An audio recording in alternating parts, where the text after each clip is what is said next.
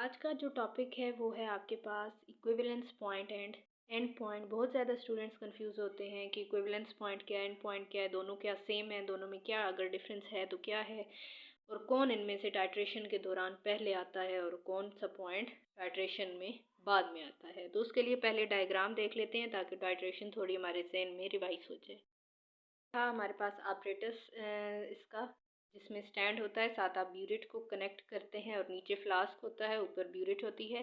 Flask में आप वो चीज़ रखते हैं, टाइट्रेंट रखते हैं नीचे, जिसे आप एनालाइट भी कहते हैं, जिसकी आपने कंसनट्रेशन फाइंड करनी होती है। और ऊपर आप स्टैंडर्ड सोल्यूशन रखते हैं, अच्छा सोल्यूशन रखते हैं, टाइट्रेंट रखते हैं जिसकी कंसनट्रेशन आपको नोन होती है। फॉर एग्ज़ाम्पल मैंने इस टाइम एसिड ऊपर ले रखा है, बेस भी ऊपर ले सकते हैं। मैंने फॉर एग्जांपल एसिड ले रखा है HCl, जो कि इस साइन में डिसोसिएट होता है।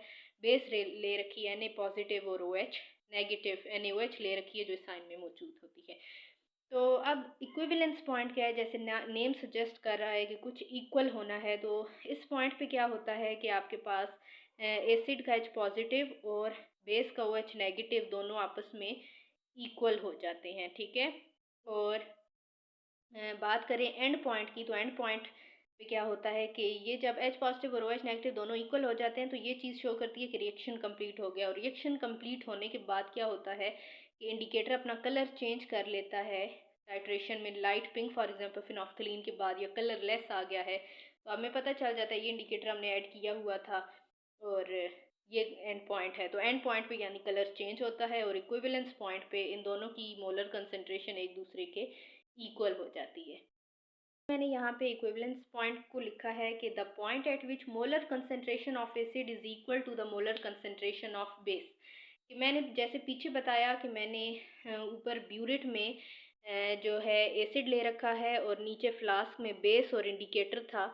पहले से जब मैंने टाइट्रेशन करवाई ब्यूरेट और इसको अगेंस्ट एक दूसरे के टाइट्रेंट और टाइट्रेंट को एक दूसरे के अगेंस्ट टाइट्रेट करवाया तो क्या हुआ कि एक पॉइंट आया जिस पे मोलर कंसंट्रेशन एसिड के आयन की और बेस के आयन की क्या हो गई, आपस में इक्वल हो गई। और ये पॉइंट शो ये करता है कि ये दोनों जो इक्वल हुए एक दूसरे के इक्विवेलेंस पॉइंट पे आए हैं तो यानी कि रिएक्शन कंप्लीट हो गया है, ठीक है। और एंड पॉइंट जो इसी रिएक्शन को जब कंप्लीट हो जाता है तो इसी चीज़ को फॉलो करते हुए एंड पॉइंट आता है, क्योंकि इस पर फिर कलर चेंज हो जाता है, इंडिकेटर अपना कलर चेंज कर लेता है। अब बात रही इस चीज़ की कि इक्विवेलेंस में तो हमने कहा कि दोनों में इक्वल हो जाता है ये एसिड और बेस। तो एंड पॉइंट पे क्या होता है, इसमें कंसंट्रेशन के साथ क्या होता है, तो इसमें कंसंट्रेशन जो टाइट्रेंट है यानी कि जो ऊपर हमने टॉप पे रखा हुआ है जिसकी कंसंट्रेशन हमें पता है, तो मैंने एसिड रखा हुआ है तो इसलिए मैंने H पॉजिटिव रखा है, तो इसकी कंसंट्रेशन नीचे टाइट्रेंट की निस्बत क्या हो जाती है, ज़्यादा हो जाती है, ठीक है। इसे एंड पॉइंट कहते हैं। दो डिफरेंसेस बस आपने याद रखने हैं कि इसमें ये जो है रिएक्शन कंप्लीट को शो करता है, ये कलर चेंज देता है, इसी रिएक्शन कंप्लीट के ये फ़ौरन बाद आता है। कोई भी आपसे पूछे कि या ये कोई क्वेश्चन दे दे कि कोई ऐसा केस बताएं जिसमें एंड पॉइंट इक्विवेलेंस पॉइंट से पहले आ जाए, जस्ट आपको कंफ्यूज करने के लिए है। एंड पॉइंट भी तो तब भी आएगा जब इक्विवेलेंस पॉइंट आएगा, रिएक्शन कंप्लीट होगा तो ही तो कलर चेंज आएगा, रिएक्शन ही नहीं कंप्लीट होगा तो कलर चेंज भी इंडिकेटर कभी भी अपना नहीं करेगा, ठीक है। वो बड़े अच्छे से स्टेप बाय स्टेप चल रहे होते हैं, ठीक है। तो हमेशा इक्विवेलेंस पॉइंट जो है वो आपका फर्स्ट नंबर पे आता है, देन एंड पॉइंट आता है, सही है।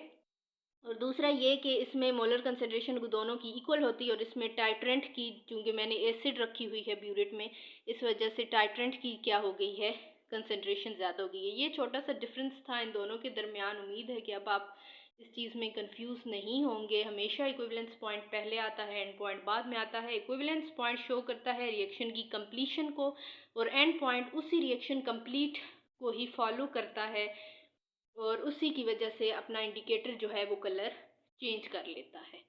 उम्मीद है आपको समझ आई होगी। नहीं आई, कोई भी क्वेश्चन है तो कमेंट बॉक्स में ज़रूर करें।